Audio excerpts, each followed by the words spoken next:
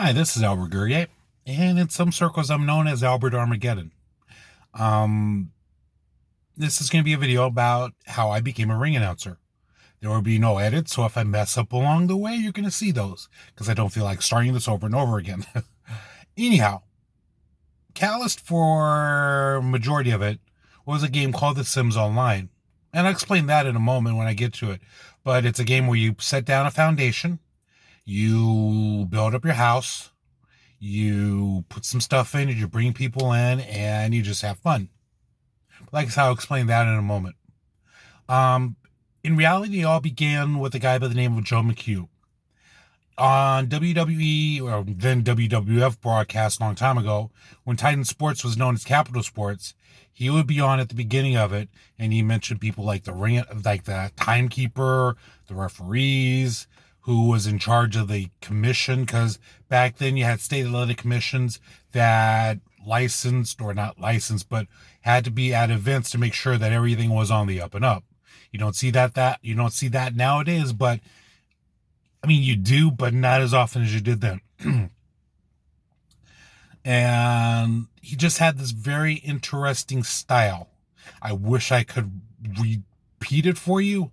If you go on YouTube, type in Joe McHugh, that's MCHUGH, you'll see that someone put together a compilation video about his delivery, about his style, and I'm like looking at it going, wow, this is cool.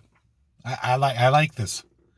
And over time, I would go to not WrestleMania, to go to wrestling at my local event, at my local sports arena, LA sports arena, I should say.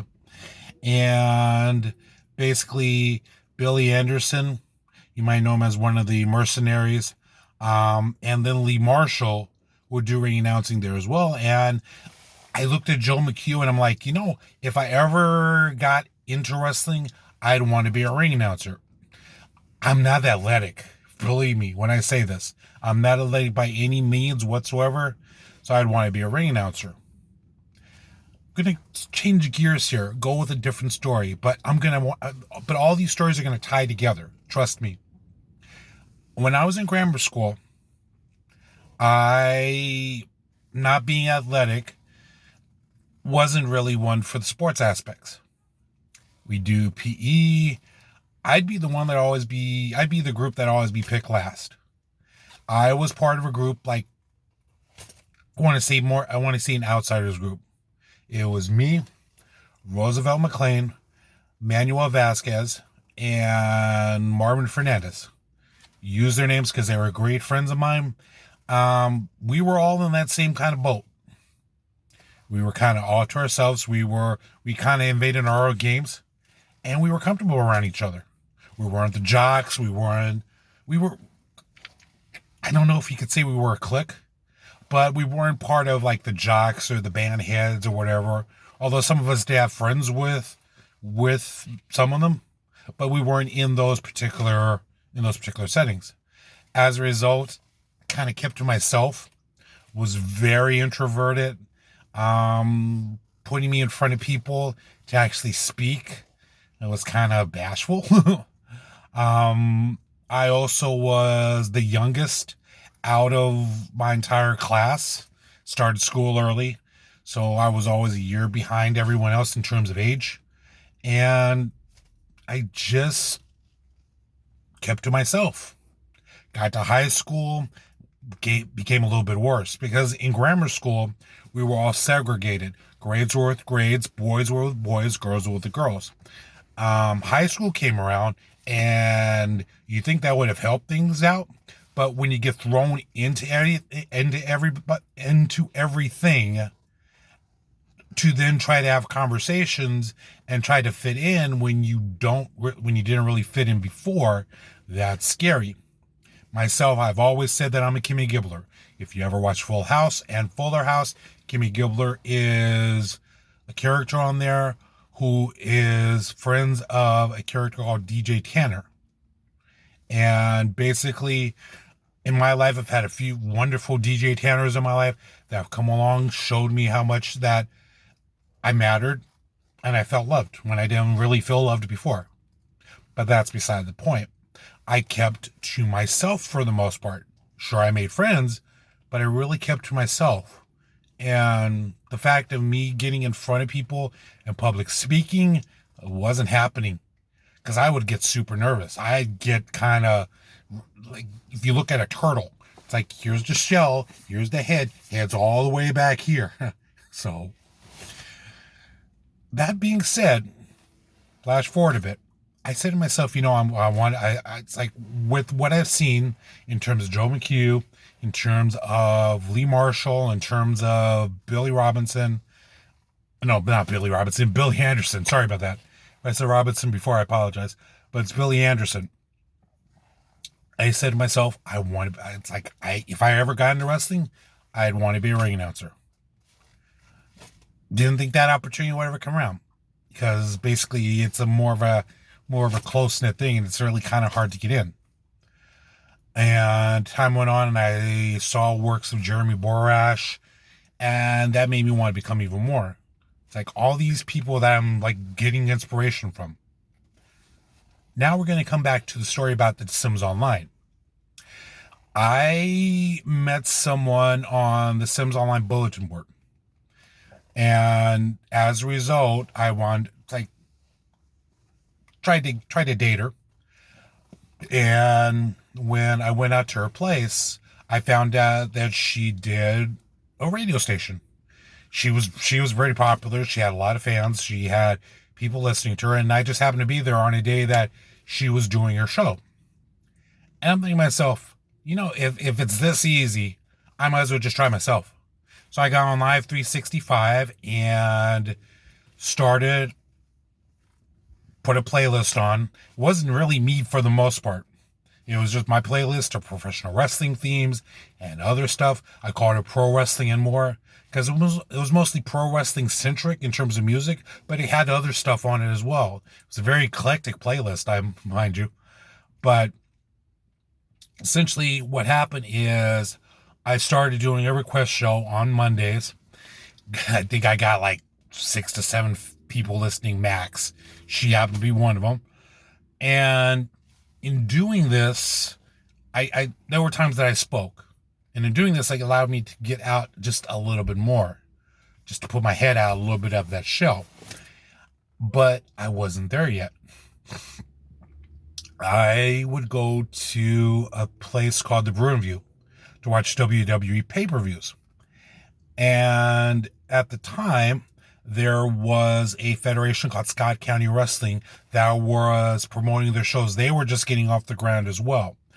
And after a couple of times, I started talking to one of the guys. His name is Chris Lauritzson. And basically, he started talking to me about SCW, and I started talking to him about my radio station. And he was helping out. He was working for a radio station at the time. He listened to my stuff. I mean, granted, I wasn't like the best out there, but he liked it. He liked the music, so he stuck around. And what had happened is that we kind of touched base, kind of made friends, and he introduced me to Scott County Wrestling. I went to a couple of shows. They had a match as an opener for Revolution Championship Wrestling as a federation that was out of LaSalle. And went to a couple of shows that they had. And on one show, I really wanted to talk to him. I really wanted to keep a contact because usually after the show was over, they kick you out. But I really wanted to maintain a connection with him. So after a show, no one asked me to do it. I just started putting up chairs. Putting up chairs, helping with the ring a bit. Wasn't asked, mind you. No one said, hey, Albert, come help me out with this. No, I just kind of, in order for me to have this connection, I stayed. So we start talking since we now had the time for that. And it's like basically what told me more about SCW. And what happened is that in the weeks that followed, I would help out, get there early some days, help set up the ring, help take it down, help do the chairs. And that got me noticed a bit. I mean, like I said, I was never asked to do this. It was completely volunteer. But you might not have much luck if you try to do that for a federation area, but they saw me willing to do stuff. As a result, I got in the shows free. And after a while, there was one of the wrestlers' names, Tank Roberts, and his dad was ring announcer for Scott Canyon Wrestling. What had happened is he was looking to get out. And I'm like, I always wanted to be a ring announcer. I'm decided to ask. And at this time, I was kind of getting to know everyone. And I definitely earned the moniker of being creepy. Because with this very introverted style, with this very introverted feeling that I had in having conversation or lack of conversation, it took a while to become warm to people. So sometimes I just have this look on my face, this blank stare, like, what could I talk about with you? Because I was like one of the really older people there. And all these people in there were like in their teens. Like, what would I have in common with the teenagers there that would make this kind of a back and forth type thing? So I earned that creepy moniker pretty easily. And like I said, it's like just was me trying to small talk and just wasn't going well. In any case, there was a guy named Mark Kulhavy. His professional name was Mark Storm. He kind of guided me navigated me through the process of dealing with people in terms of fitting into the locker room when by all rights, I really had no business being there. But it worked. Around this time, I was also doing videos on YouTube under the title of Slam and Synapses. If you go on, check YouTube under Slam and Synapses, you'll see some of my earlier stuff. What happened is that was bringing me out more, was making me feel more comfortable in terms of like projecting, in terms of saying my piece, in terms of having conversation, in terms of just being out there. And so after a while, after asking a few times, they had an opening. Now, the biggest mistake that I made, and it took me like about a good 2 years to actually feel comfortable.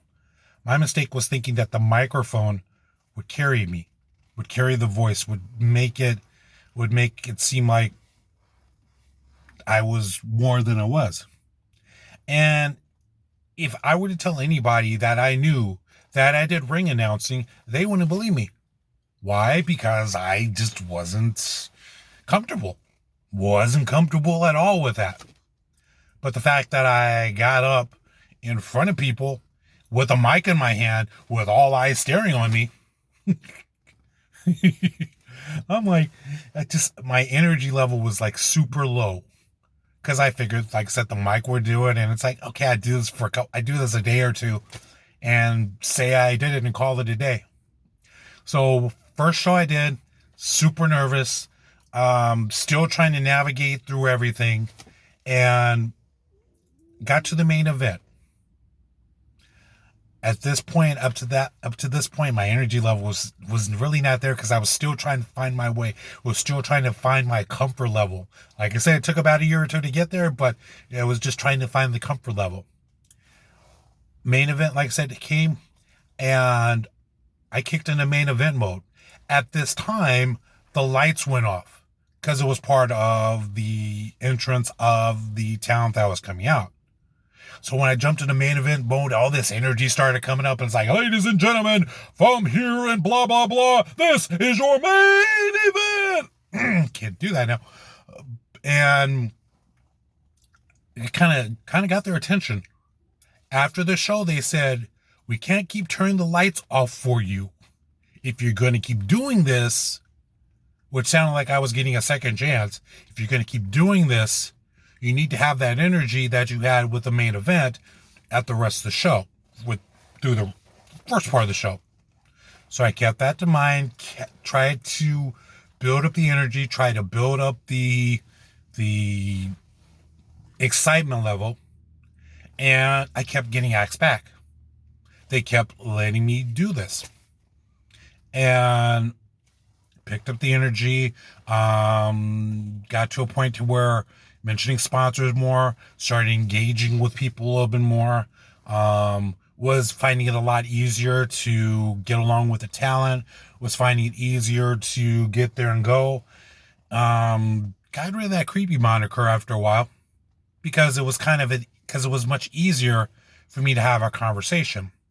Except as a ring announcer, you kind of like are still kind of to yourself because the wrestlers have this kind of bond together because they're putting their bodies at risk with one another. So they're protecting themselves. Whereas I'm just the guy that's like ring announcing and mentioning them coming in and going out, etc., etc. But it's a different kind of bond. And like I said, over time, I just felt more and more comfortable. I felt like just there. And it helped me out in my life big time in terms of my interactions with other people, in terms of my just approaches to life. It's like doing the YouTube videos, doing the ring announcing, having the comfortability to be actually in front of people and speaking and talking and being more, still being very introverted, still want to be that turtle, just wants to put his head back in his shell. More and more I became to where my head started coming out, started enjoying the sun, saying, hi, how's it going? And it was awesome. So I wound up doing that for about 7 or 8 years. I kind of forget how long it was because I get my dates mixed up, but got to a point to where I took some time off. Another guy came in, I came back, and we kind of split part of the show. Sometimes he'd do the first half, then I do the second, and he'd do the first, etc., etc. He got back to me just doing it fully. And then our federation got changed to a group called Pro Wrestling Next. Same group, same whatever, same everything. But SCW kind of went away for a while. Became Pro Wrestling Next. I still did ring announcing for them. And then Pro Wrestling Next kind of faded out. SCW faded out. But in came another chapter in my life with AAW. At the time, Danny Daniels, who runs AAW, was part of our shows. And I'm guessing he was impressed enough by me that he wanted me to do their shows because he was basically trying to do shows out in this area. Though they were focused more in the Berwyn area, in the Chicago area, we were kind of like an experimental thing. So for a year, I was doing AAW shows, and I'm proud I could put that on my resume. I am super proud I could put Scott County Wrestling on my resume. I could put Pro Wrestling Next on my resume. I could put AAW on my resume and legitimately say that I did it. No one could debate that. No one could argue against it. No one could ever say, hey, you're lying or you're fabricating. I could definitively say that I've worked for Scott County Wrestling, Pro Wrestling Next, and AAW. I could say that, and I'm proud of that. What happened is it didn't get the steam that they had outside in their normal home base, so they kind of went away, and I basically stopped. Scott County Wrestling was attempting a comeback, and I went to, they had a 30-minute show at a place called the River Center, where it was just kind of like to get people talking about it again. And I just went there just to see. And they needed a ring announcer, so I did it, and that was my last thing of ring announcing. From that point, Scott County Wrestling came back. They promoted more shows. Scott County Wrestling, as an FYI, is a federation where people like Seth Rollins, as Tyler Black got their start. You'll see people like Juice Robinson, Merrick Brave. Quite a few people have come through Scott County Wrestling. I recently started going back to shows again because what happened is life just happened. Got more busier, wasn't able to commit myself to the time to go to shows, and things kind of changed over to a different chapter with them. Nowadays, it's mostly Black and Brave Wrestling Academy members. Seth and Merrick have a wrestling academy in Davenport where they train their students and have a show for them. But I could truly say, if not for Scott County Wrestling, if not for being able to be a ring announcer, if not for all these factors that just took place, I would be in a different place right now. I'd probably still be this turtle that's still kind of in his shell, still kind of withdrawn in a sense. But I love the fact that I was able to get out there in front of people, being given the chance over and over and over again, regularly, without any problem, without any issue. They didn't really seem to have a problem with me. They wanted me to increase energy from time to time, but they appreciated my efforts that they kept having me back. And I could say I was super proud of that. I'm very proud of the fact that I was given a chance, was given the ball to be the voice of their federation for as long as I did. And being able to become more comfortable, become more, like I say, more comfortable within my skin, to the point to where where I'm at in life right now. I don't think I would have ever been here without that. So, if not for people like Joe McHugh and Lee Marshall and Billy Anderson and Jeremy Borash providing that inspiration, if not for people like Chris Lauritzson, who brought me into the Federation and taught me more about it, if not for Mark Kulhavy, who basically helped me navigate through the process of dealing with these younger people, if not for the ability to keep that possibility of getting the mic and being the voice of this growing federation, I don't know where I'd be at right now. I really don't. Where I'm at right now, I'm thrilled, because it allowed me to be a better me. Allowed me to say that I was in professional wrestling. It fulfilled a dream of mine. After I stopped ring announcing, I said, I have no more dreams. As Daniel Bryan would say, if you work for your dreams will work for you. Like I said, after that, I really didn't have any dreams left, because my ultimate dream was fulfilled on a regular basis in professional wrestling, to be as a ring announcer. And that was great. So to those people, I say thanks. To all the people that came out to our shows, I say thanks.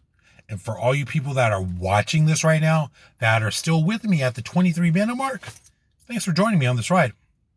It's awesome. So, if you have any comments, drop it in the box below. If you do want to like this video, I've done other videos, so this is kind of like a habit. If you do like it, throw a like on it, blah, blah, blah. But like I said, thank you for your time. Thank you for giving me some moments of your space, of your time, of your blah, blah, blah. In case I get to a point to where I'm thinking about other things that I might be wanting to say, and I'm trying to enhance that out, but I really can't come up with anything else. So I'm gonna stop wasting your time. So once again, thank you. I love you all. Bye for now, and so long from ringside. Goodbye, everybody.